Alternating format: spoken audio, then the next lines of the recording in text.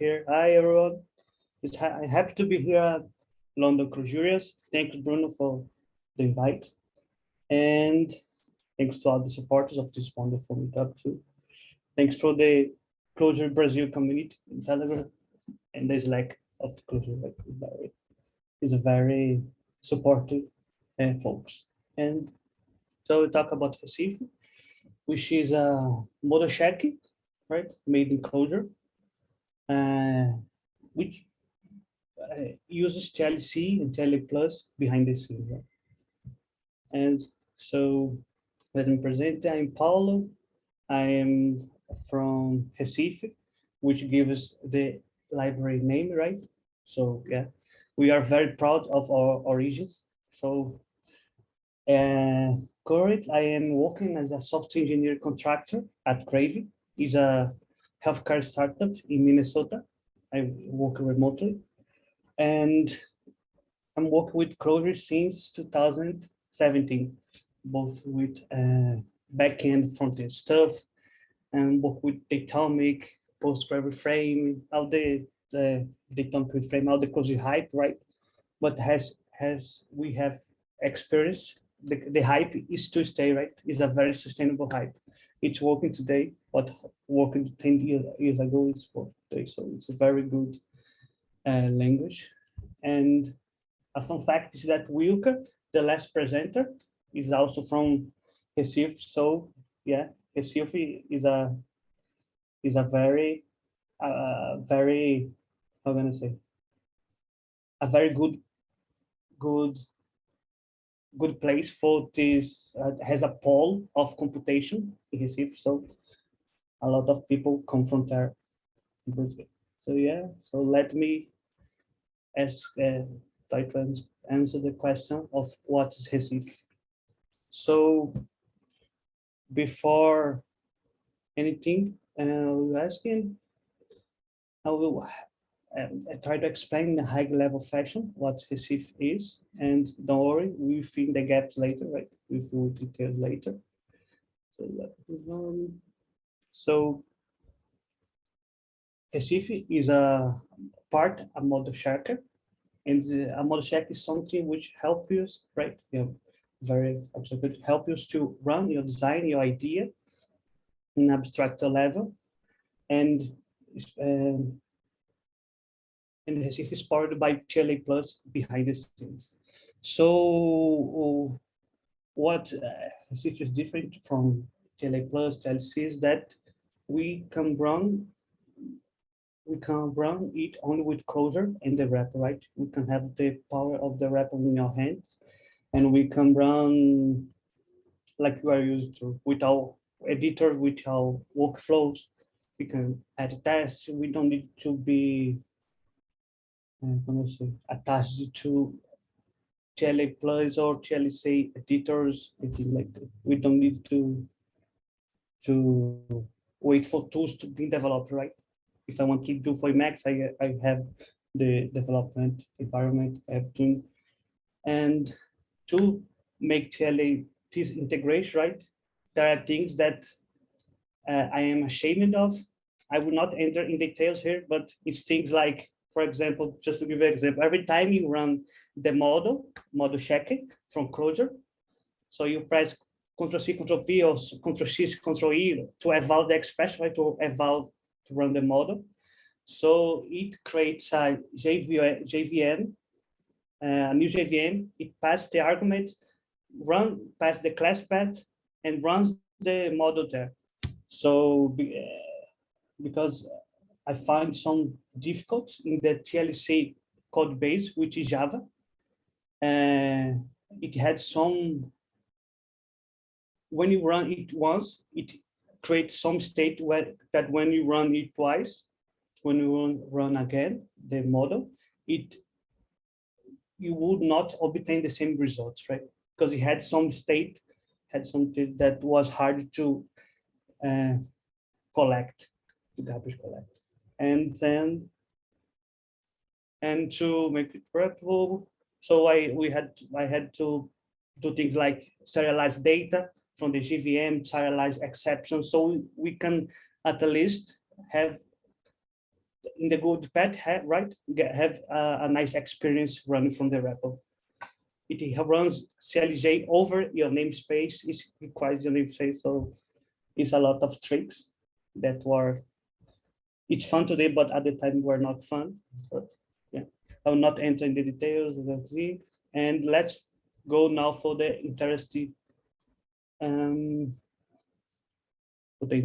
part of the language. Let me say.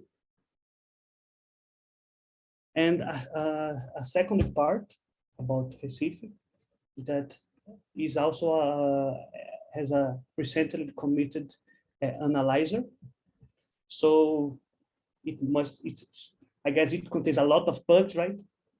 It can stop your repo, it can hang your repo, it can freeze your JVM, so you have to restart because they experiment things. But at least you should not use it in production, not the model check it, because you want to test your system, right? Which is your idea. You don't want to put any of these in production, so at least it's safe to test, to play with, to try to learn. And the analyzer itself does not use TLC or any of the TLC toolchain libraries. We leverage the result that we had running the model check, right? With the model check, we had some result. So of our model. So with the analyzer, we can get this output, this result, and you can go to your code, right? Your existing code or new code, and you can pinpoint places in your code where you think that it maps to your design. So let's say in your model, you have step A, B, C, and in your code, you have step 1, 2, 3, 4, 5, 6, and you can map this step A to the steps to your code, right? You try out this means this means that, we'll see later when I run the demo how this works. But and this is not a new idea neither, right? You try to run your implementation driving by your model. It has a lot of papers and a lot of things that people did with it, but the thing that is and it's expensive because you have to run your real code, right? And your real code has to talk to database, has to talk to third-party APIs, it has to wait for some reason. So you cannot have the same speed as you have by testing your design. It's messy, right? It's concrete. The real world is messy. So let's go see the TLA Plus. I try to talk TLA Plus here, but I'm sure that Marcus know a lot about it, and also you, Bruno. But try to give a highlight for Matt. So TLA Plus was created by Leslie Lamport, Turing Award laureate, right, in 1999. And month later, the model checker, which runs the TLA Plus specification, right, was created by Yuan, and today is essentially maintained by Marcus Cook, which works with Lamport in the Microsoft. It is an open source repository, right? If you look for GitHub TLA Plus, you see it. And it's math heavy, right? As Lamport created the TLA Plus is math heavy based on first order logic. With the addition, it's a very simple explanation with the addition of temporal operators. So you can say things all these step will eventually happen in some point in the future, but it's guaranteed that will happen. It's like how eventually consistent system work, right?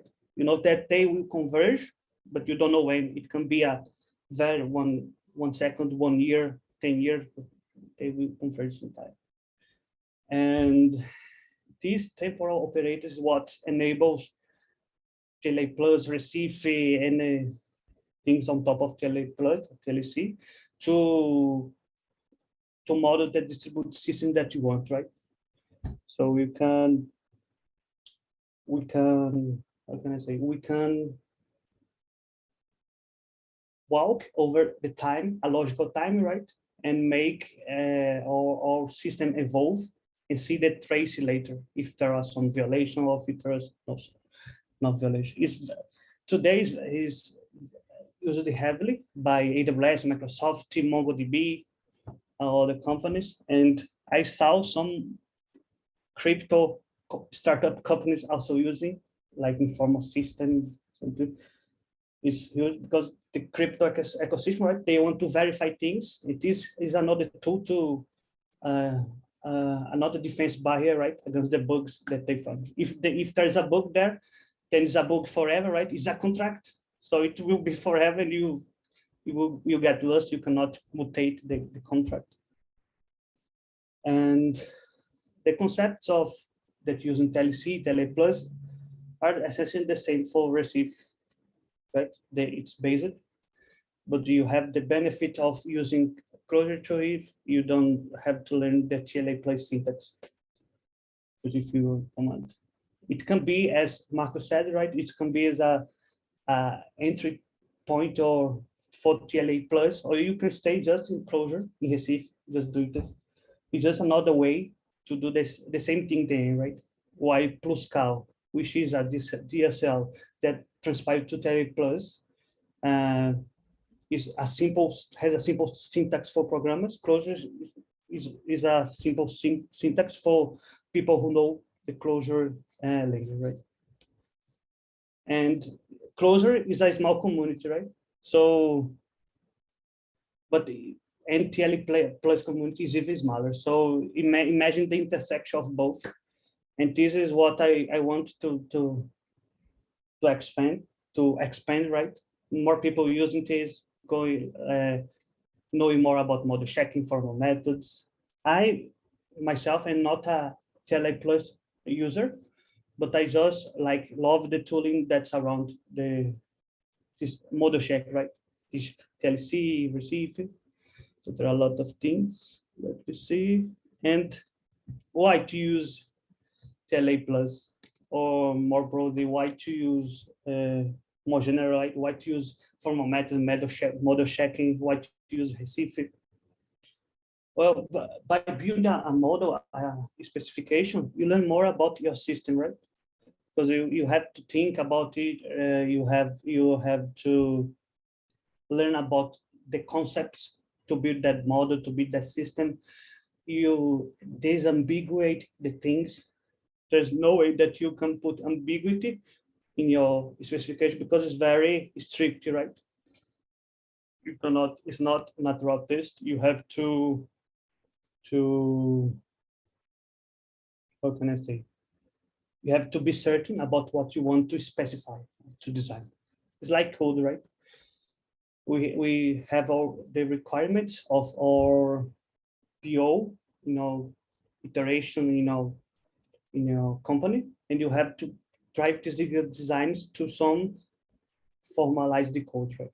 So it's the same thing, and it also can act as a documentation because it's a specification is much smaller than the code which it represents, or which will represent in the future if you are starting the design before the implementation.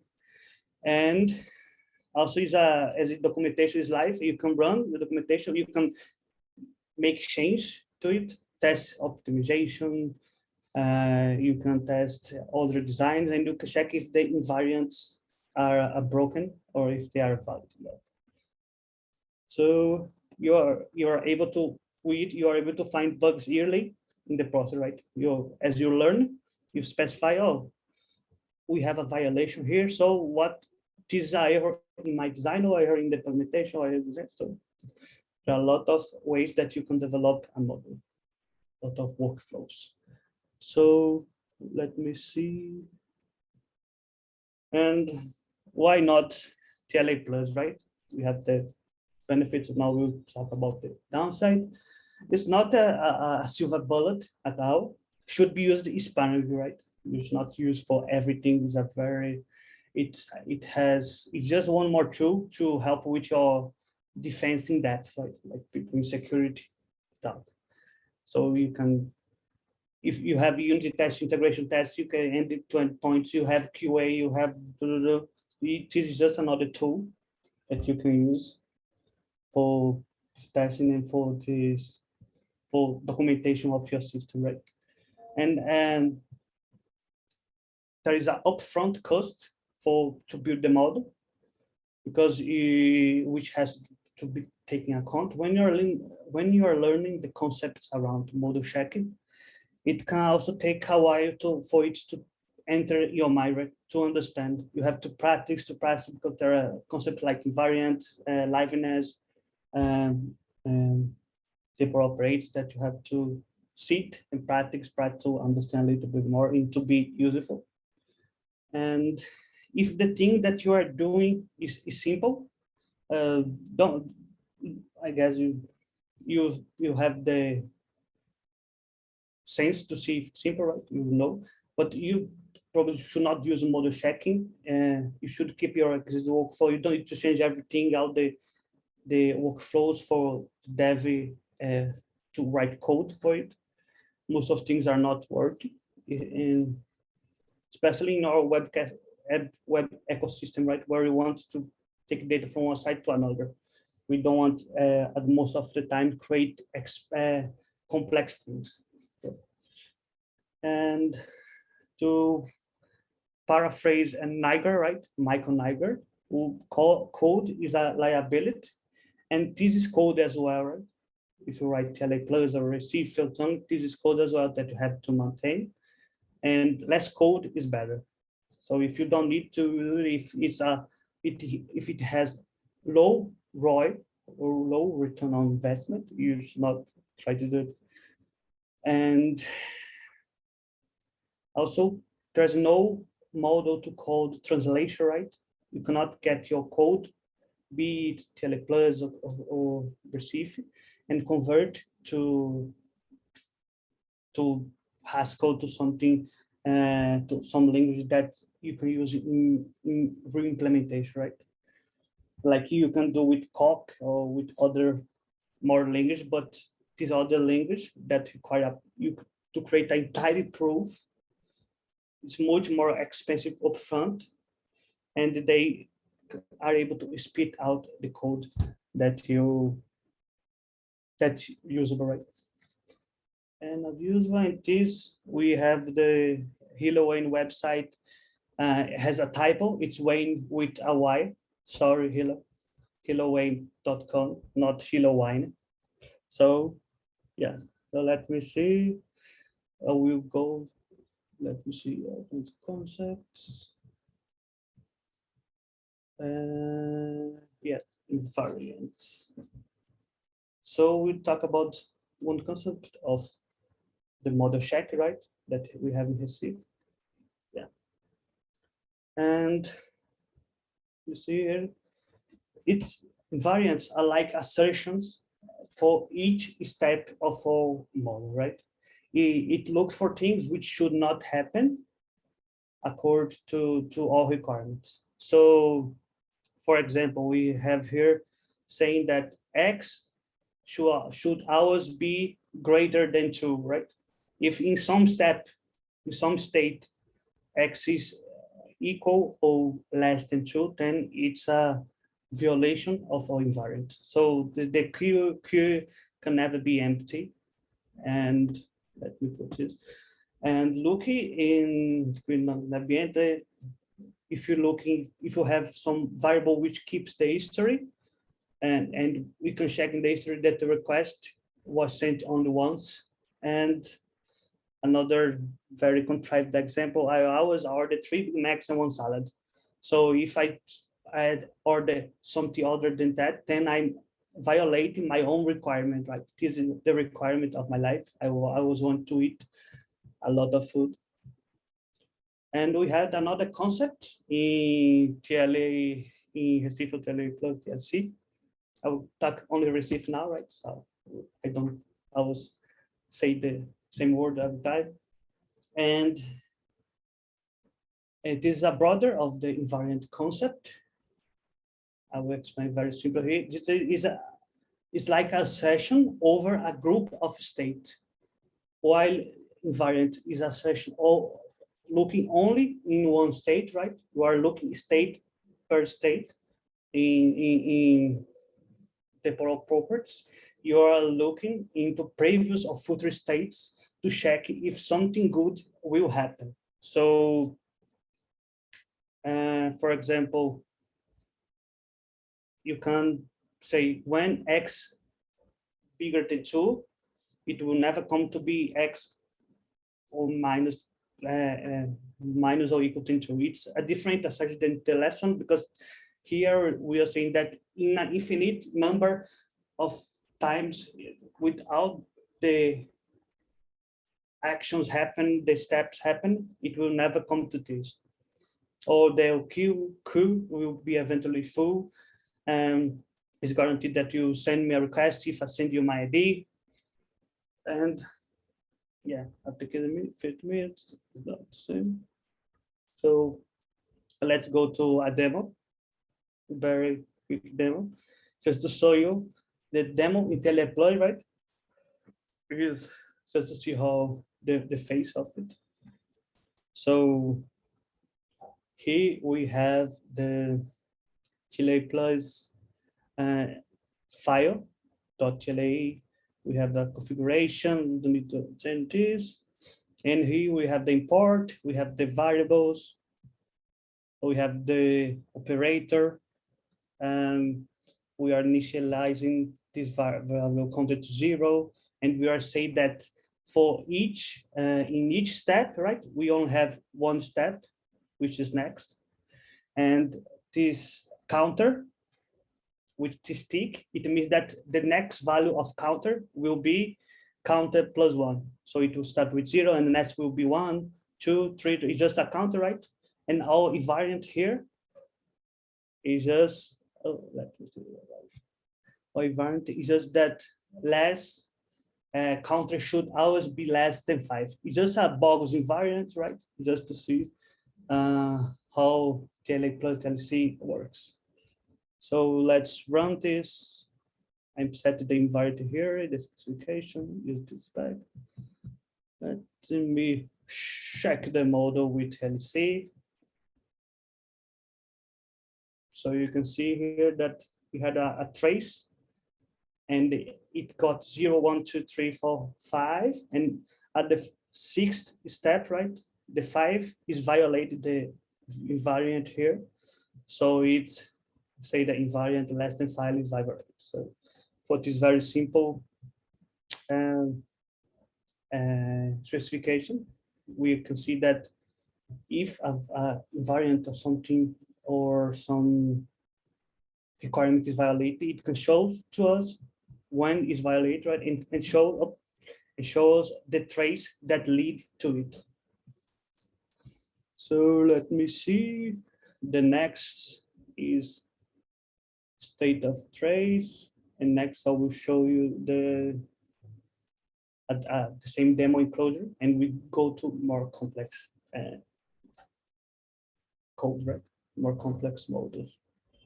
So to summarize, right, in Recife, a step change state or can change state or can keep it the same.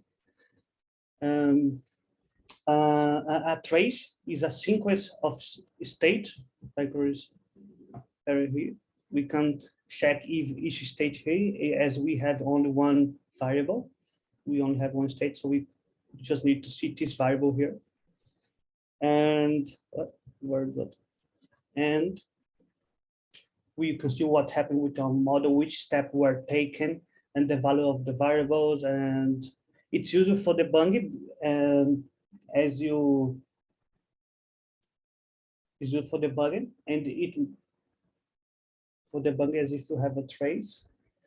In normal conditions, the trace will appear only if you some invariant of temporal properties violated, right? In this case, it was, because there are some configurations that you can do so the trace can appear in other context. But for this, and you see later that we have only one step, but we could have multiple steps, and the change of the step itself is state change, right? Because I change this. So let's go to the closure counter example. Where is the closure counter example? Yeah. So you create from scratch. We have to define a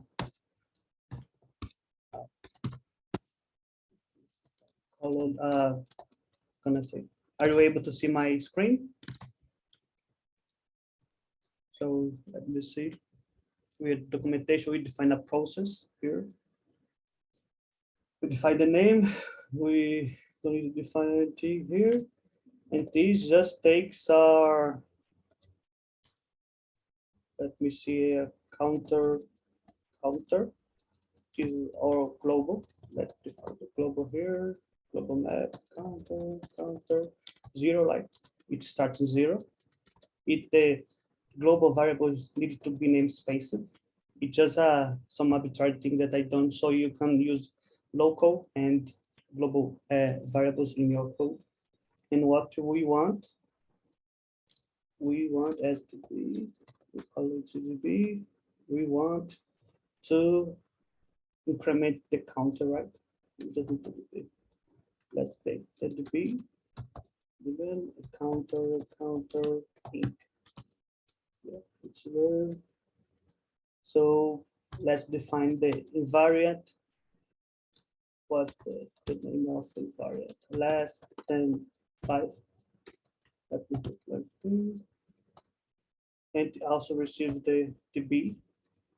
DB receives all the things that are global as long as local variables in your process, right? But you don't have any local here. You just have this one, so you can just use this. And let me see here. Please counter, and we want to assure the counter 5 less than 5, right? Yeah. Less than 5. Let me move the counter here so I can run and run model. Yeah.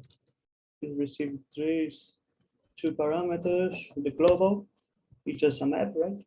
You could put this directly here. And the components. So you define these depths here, define count and less than 5. And it will hopefully give you the same trace that we have for GLA plus, right?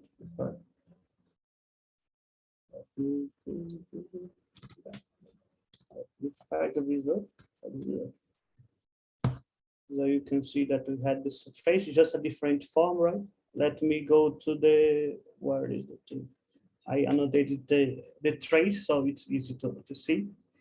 We have the trace, we have the 6 steps, right? We start with 0, counter was 1, count was gone to 2, 3, 4, and 5 is where it's violating our invariant, right? Here you can see that you have the violation type, the invariant, the name is GLA plus less than 5. So you can reference it in your code, less than 5. And yes, each of these is a trace is a vector of vectors, and each inner vector, it has the step index, right? So it's easier to see the number. It's Recif is when I was doing Recif, I did it thinking about the REPL environment, right? So I want to see things easily in my environment. So this is just a convenience. So you can see that 0, 1, 2, 3. So you can reference better. And the state is some metadata. So we can say which step tokens to this state here and the name of the process. It will be useful later when you do the analysis and we test the implementation. And yeah, this is just another data. Let me go to the, is okay, yeah. And we also can put the result in a variable. And we have this visualize result and visualization that you can check. These are very simple, so you can check the like a timeline, right?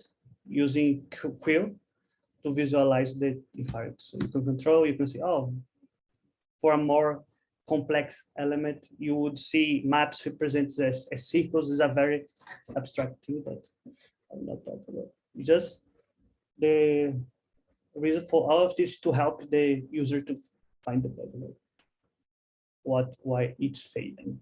Let me see. So as you saw in if we define a process here, right?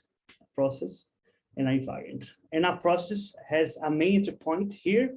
We have only one, this process has only one step, right? So it does not, you do not need to go to another step from the same process. You don't need to end, you can stay in that process forever.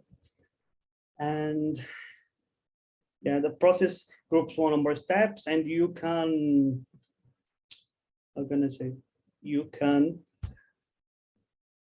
as the whole point of user model check is that this is the deterministic, right? You want to see the trace, you want to see the steps which lead you to some state, the changes and the steps that lead you. So you can, the TLC and receive only run one step at a time. So it can emulate concurrence for you, parallel can emulate distributed system for you, but you can see the state. How can I say? You can see the state in a deterministic way. If you run again, it will find the same violation. It will probably find it because there are some non-determinism in TLC, but we'll not talk about it. So we are going to another, a more complex example, but not so complex. That is from Hilo, right? The guy who wrote the practical TLA plus book. So what we are defining here, we are defining one process called the wire, and this process here has two instantiates, this depth proc instantiates two processes, right?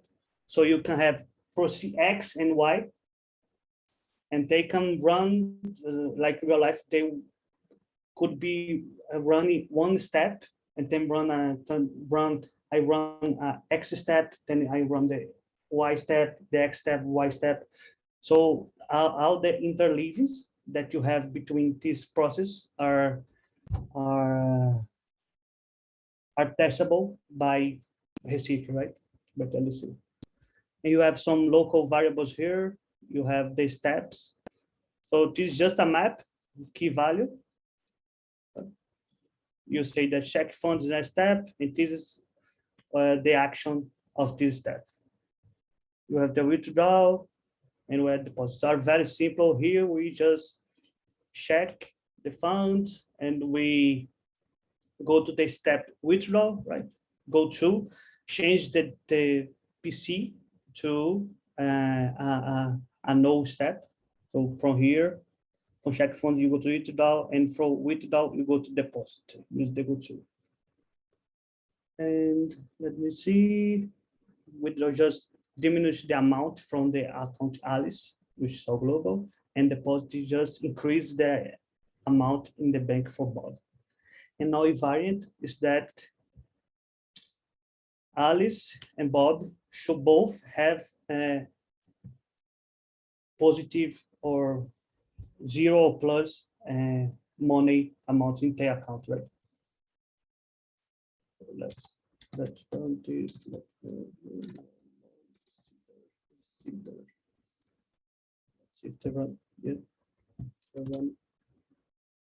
So it found a violation here where the account of Alice was minus 1, right? of deposit. Yeah. So let me remove this. It's better to see. It was running with the diff. So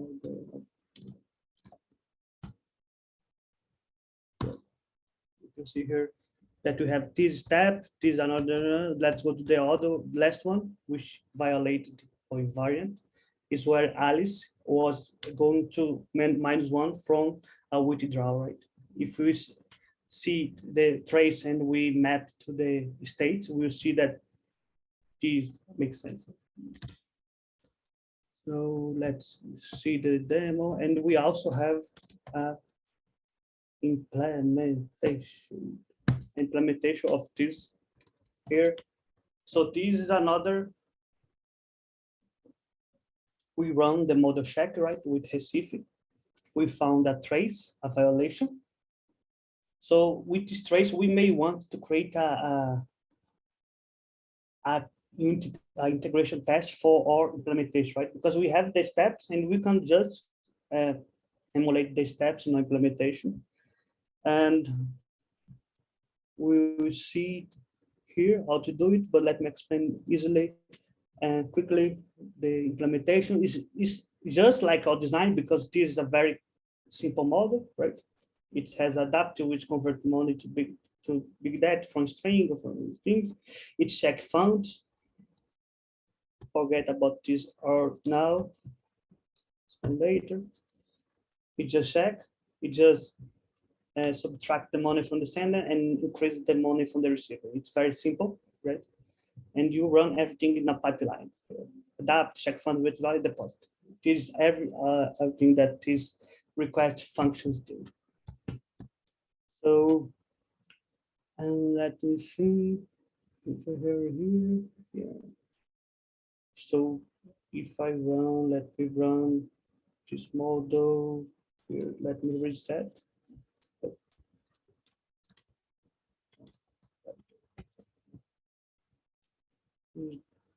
If I run request money for this, you see that this is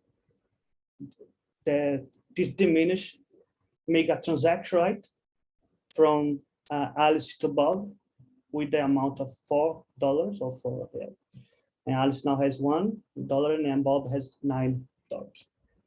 So one thing that we can do is that we can run the process according to our invariant that we find here.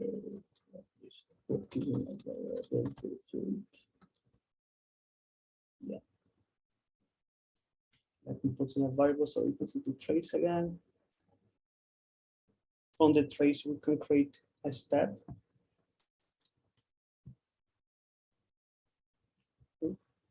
We can check here. For this step, I run check funds, withdraw, and withdraw. So you can create to check implementation. I have a library, right, which is used show here only for you to check. You will not use it directly. That I define the balance, right, according to this prescriptive. Bob and Alice has 5 amounts of dollar each one. Then we register each one based on this, right? So let me see. Yes, 1 cent for another cent 2. One of the process, and we run the process like this. So we will see the same value in the end, Bob with 5 and Alice with -1. All right, if you run like this, let me run.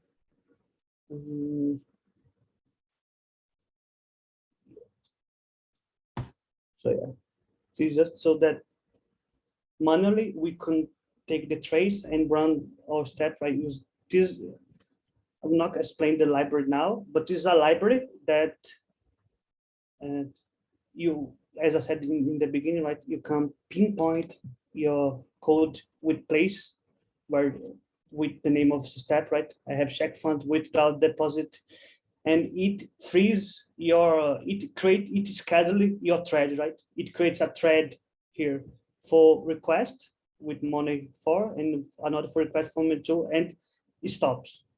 So when we run this process, it runs this step, stop, run the another step in the X process, stop, run withdraw, stop in one, withdraw in next.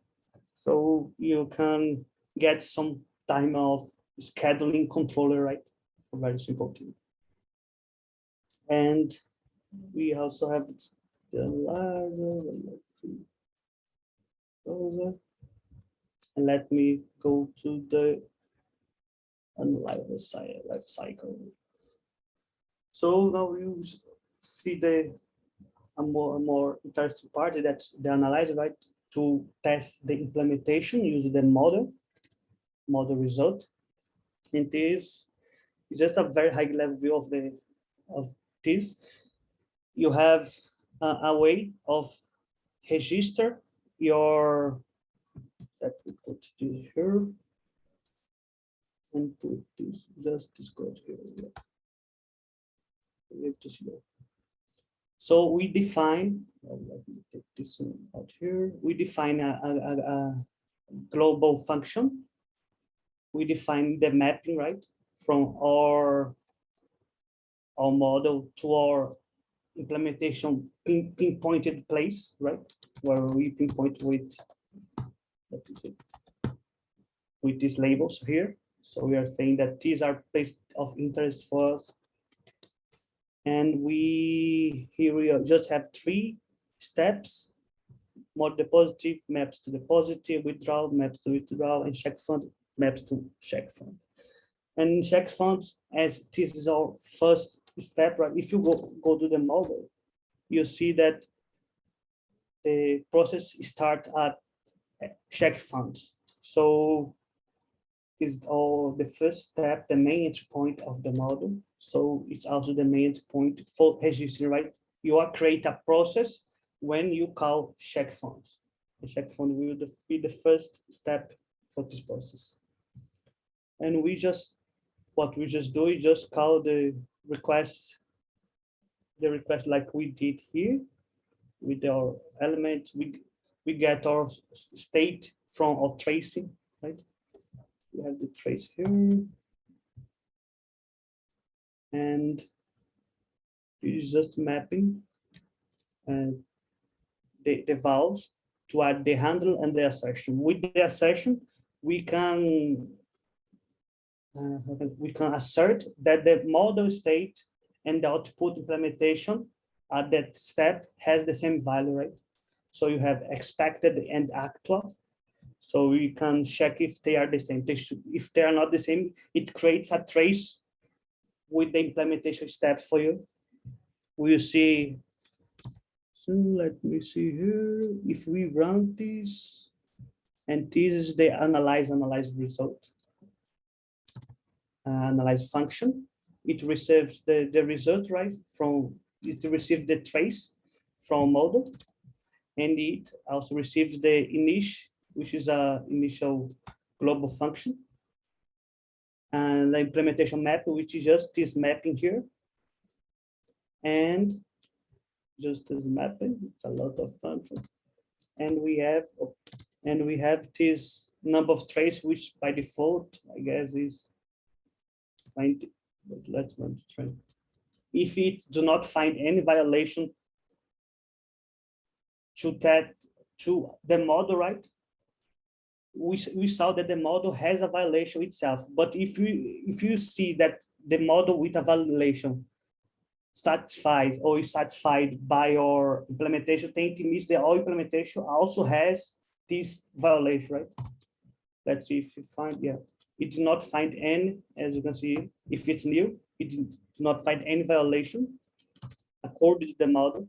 And let's see here, let's put it to minus, if we change this here and we run, so it found a violation of the model, and here we can debug, right?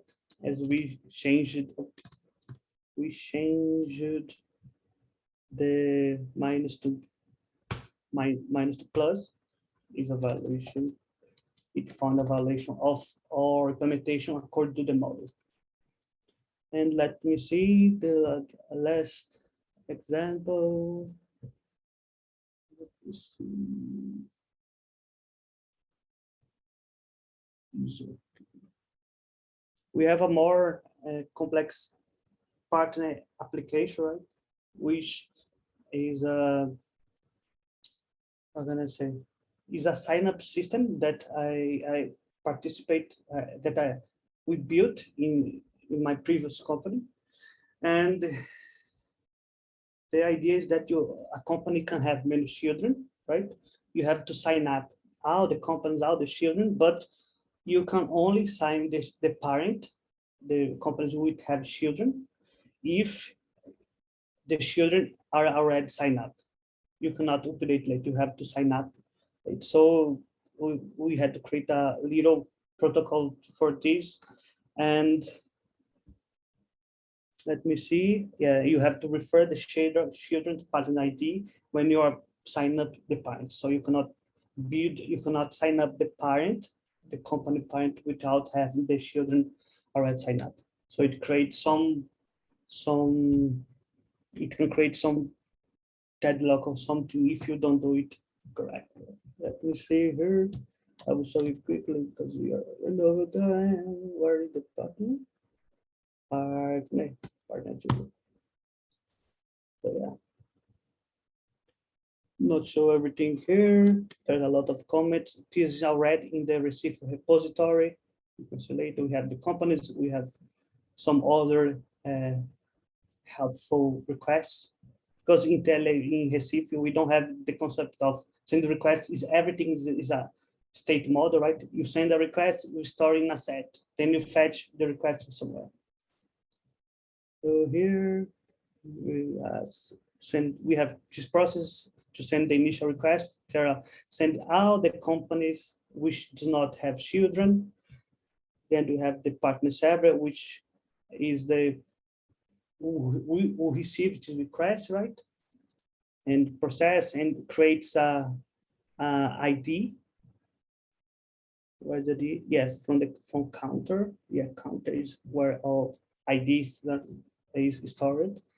And we had the webhook, right? This is how we decided to do this implementation. So the webhook has two processes. It has these steps here. And the request, load the components into partner. And we had an environment here. No partner stored duplicate. This says that you should not send the same company twice to the partner, right? You cannot sign up twice company. So we have ID, run. So if we run this, let me run, it should be good. You can see the run model now is received another parameter. This is just configuration, so I can show a trace example if no violation is found. Let me see. Where is it? Let me see. It create a long trace.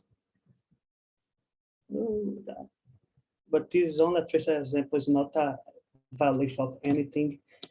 This is for design. If let's try to violate, if you remove this, so we can send again companies which were already sent, and we try to visualize here. Let's see.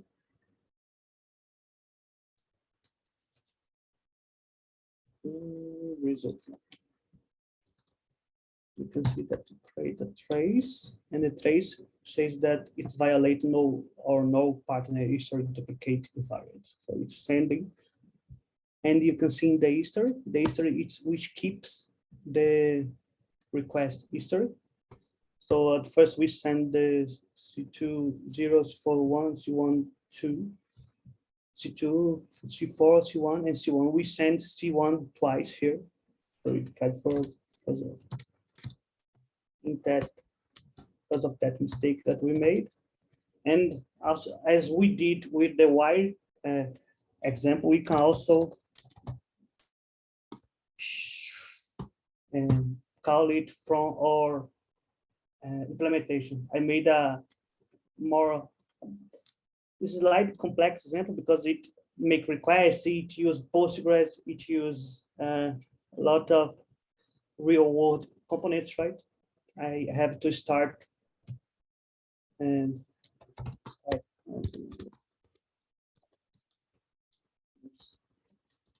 I have to start, for example, as in Docker. What's happened? Start.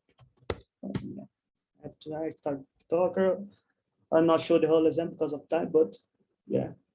Let me see. And we have the model. Let me at least run the analyzer here. We also have an example showing the analyzer, right? And we also have the pin, as it has 5 steps. We have 5 pinpointed stuff, pinpointed place in our code. So the analyzer is able to control the scheduling of these points, right? It can get for a process stop. The trace says that I should call this step, and call this step, another process can call this, so it can control according to the scheduling of the trace. Let me see if the trace was run. Yeah. Where is it? Yeah, this is a big one, and with the huge font, it gets bigger. So we try to run the implementation, so it did not find any trace, right? Any violation. Let's try to do the same thing we did before. Let's try to put a violation here somewhere. Let me see where I can put a violation.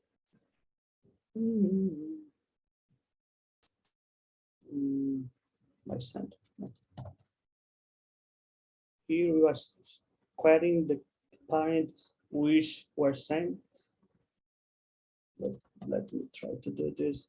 So maybe this is color violation. Yeah. It did find the violation right away. What the analyzer does is to find, get the result, right? The trace. It has a file with all the trace that TLC generate with receive generated, and it randomly choose the number of traces that you want. So if it has 10,000 of trace and you want 100 trace, it randomly chooses 100 trace from that file and it runs for you. It's like PBT, right? Property-based testing, about driving by your model. So like this, it found a violation here. We can debug. We can see the steps, exactly the deterministic steps that were run. And let me see. Demo. We'll run the demo. And yeah, this is this is just a backup slide. So yeah, I guess this is it.